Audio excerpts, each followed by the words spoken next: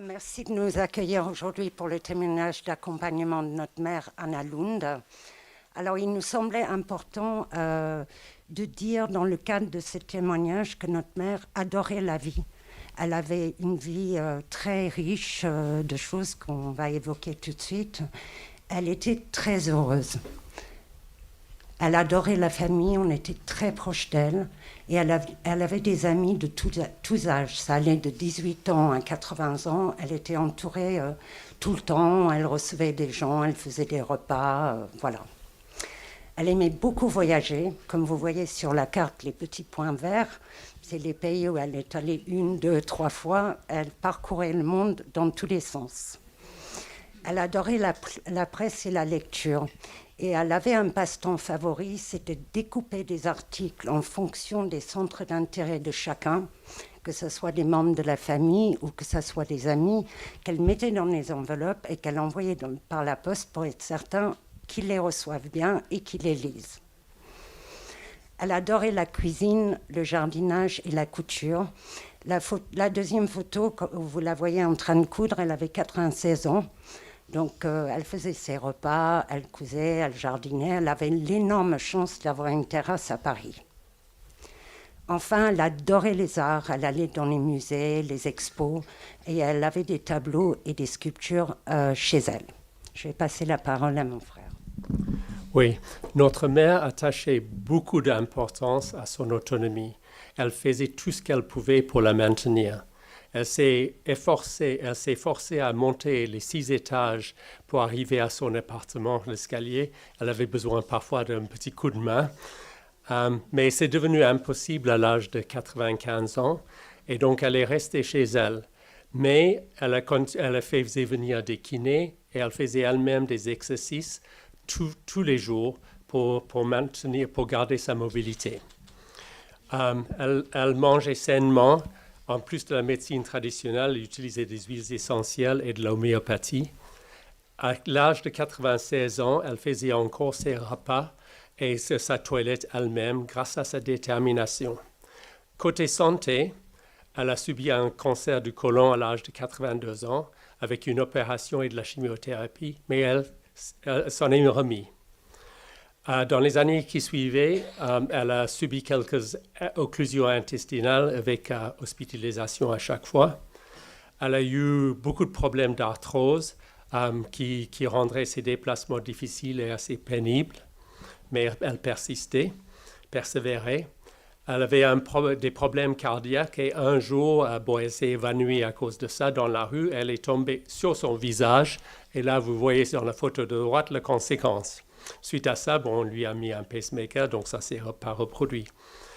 Elle avait des cystites récurrentes et de l'incontinence, mais elle restait stoïque face à tout ça et elle avait un seuil de tolérance à la douleur très élevé. Mais tout a changé le 15 décembre l'année dernière quand elle a fait une chute chez elle. Elle était inconsciente un certain temps. Et elle s'est retrouvée dans un lit d'hôpital après, toute recroquevillée, sans pouvoir déplier ses jambes. Donc, elle ne pouvait plus même se retourner dans le lit tout seul. Elle souffrait des douleurs aiguës à cause principalement de l'arthrose. Donc, on lui administrait des antalgiques, y compris des morphiniques, ce qui aidait à soulager, sauf quand les aides-soignants changeaient ses couches et la nettoyaient. Même avec une injection de morphine quelque peu avant, elle souffrait terriblement tout ça. Chaque fois qu'on la bougeait, elle souffrait terriblement. Nous, dans l'ensemble, en tant qu'enfants, nous ne l'avons jamais vue souffrir autant. Elle était bien accompagnée à l'hôpital avec des visites quotidiennes pendant tout son séjour par ses enfants, par des amis. Et là, vous voyez sa petite fille qui est en train de lui rendre visite. Elle voulait toujours lire parce que, comme ma sœur a dit avant, elle aimait bien lire, mais elle n'arrivait pas à aller jusqu'au bout d'un article parce qu'elle manquait de concentration et c'est probablement à cause de les morphiniques. Maintenant, au niveau des directives anticipée. Elle a fait ses premières directives anticipées en 2005 et puis elle les a renouvelées en janvier 2024 avec plus de précision.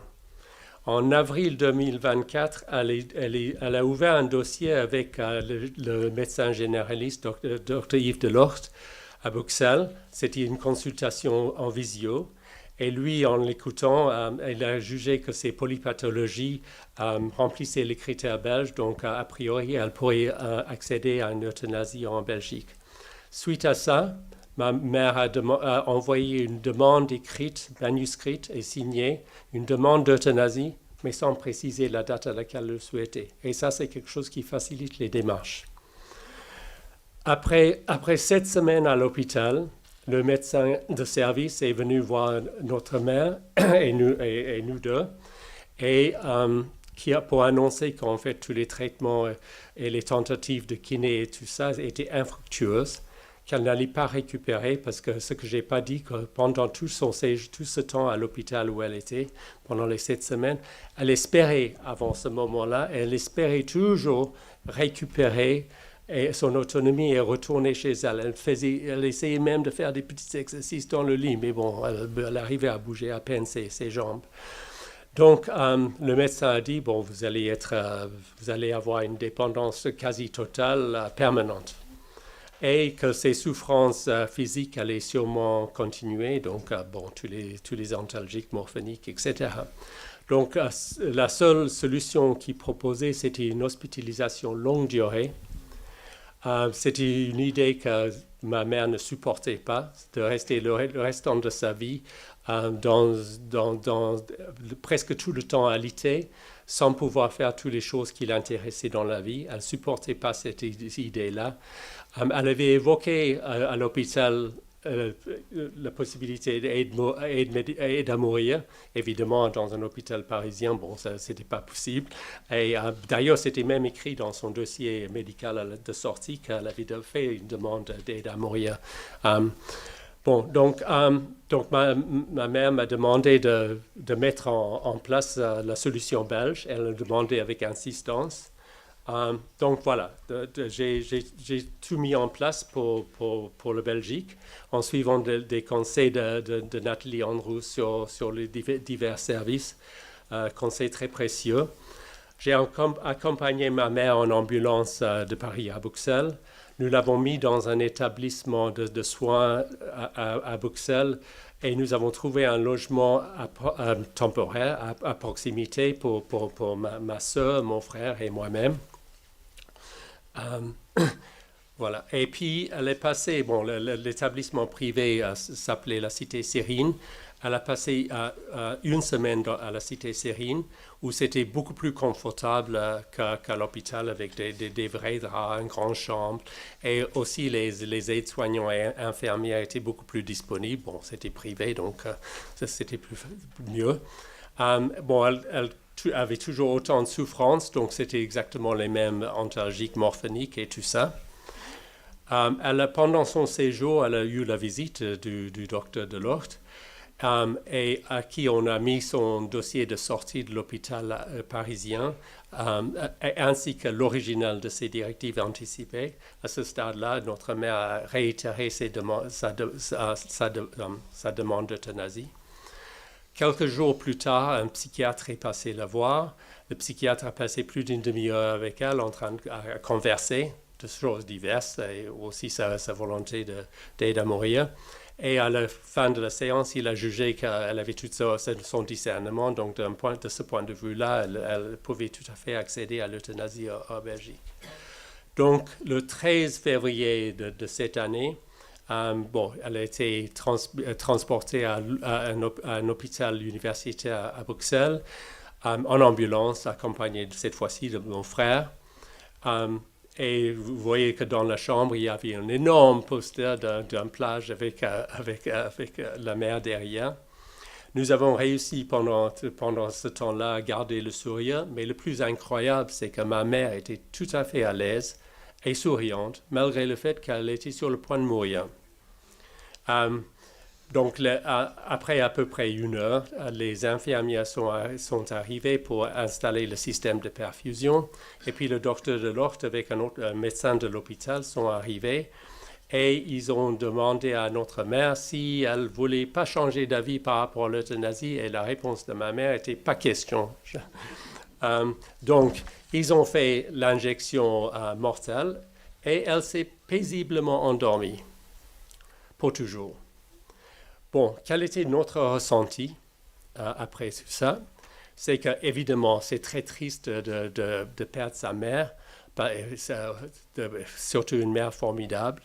Elle nous manque toujours, mais c'est surtout un soulagement parce que ça a mis fin à des souffrances qu'elle ne supportait pas et qu'on n'avait jamais vues avec des souffrances insupportables comme ça. D'un point de vue éthique, nous pensons que nous avons fait ce qu'il fallait faire. Nous avons compris sa demande de son point de vue. Nous avons respecté sa demande. Et il faut ajouter que ce n'était pas une surprise pour nous parce que nous avons toujours parlé ouvertement de la mort dans la famille et nous connaissions ces directives anticipées. Et il faut dire aussi que c'est un avantage de savoir la date de décès à l'avance. Pourquoi? Parce qu'on peut partager des mots d'appréciation, d'amour et d'amitié. Et plein d'amis et de personnes de la famille lointaine ont partagé des messages, ont envoyé des messages que nous avons pu partager avec elle avant son décès. Bon, normalement, toutes ces choses-là arrivent après le décès et la personne ne peut rien entendre, ce qui est dommage.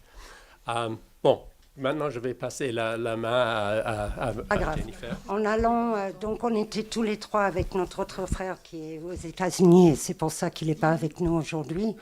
Et en partant dîner le soir même, on a croisé une installation lumineuse absolument magnifique sur cette façade avec de la musique, des oiseaux tropicaux qui volaient, des papillons. Et c'était, je ne sais pas comment dire ça, c'était comme un signe positif et ça nous a remonté un peu le moral. Mais c'est vrai que ce que dit mon père, c'est vrai que c'est triste, mais en même temps, voir quelqu'un souffrir comme ça... À Paris, quand je partais de l'hôpital le soir, c'était épouvantable parce que je me sentais totalement démunie en me disant « mais je ne peux pas l'aider, je ne peux rien faire ». Donc il faut prendre ça avec beaucoup d'amour de vie et de partage familial, je pense. Merci beaucoup de nous avoir écoutés.